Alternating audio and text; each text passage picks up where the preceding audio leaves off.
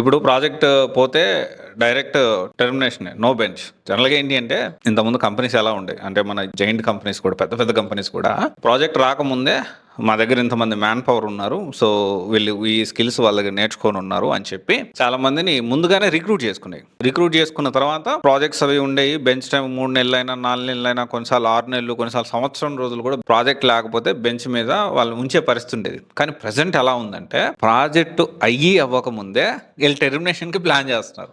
Not even 1 week 10 days కూడా వాళ్ళకి జీతాలు ఇచ్చి బెంచ్లో ఉంచడానికి మోస్ట్ ఆఫ్ ద కంపెనీస్ ఒప్పుకోవట్లేదు. అంటే వాళ్ళు ఇంట్రెస్ట్ చూపించట్లేదు. సో డెఫినెట్లీ మళ్ళీ కావాలంటే మళ్ళీ హైర్ చేసుకుందాం అనే ఒక మైండ్ సెట్తో ఉన్నారు. కొన్ని సినారియోస్ వేరుంటాయి, మళ్ళీ ఇప్పుడు కమెంట్ చేయొద్దు. సో అన్న నేను 6 months నుంచి నేను బెంచ్లోనే ఉన్నాను, so company is paying to me, so మీరు ఎందుకు అలా మాట్లాడితే కొన్ని ఎక్సెప్షనల్ సిచ్యువేషన్స్ ఉంటాయి. నేను majority of companies, majority of people opinion తీసుకొని ఈ విషయం మీకు షేర్ చేస్తూ ఉన్నాను. ప్రాజెక్ట్ లేకపోతే టెర్మినేషన్, ఇదైతే కొంచెం గుర్తుపెట్టుకోండి.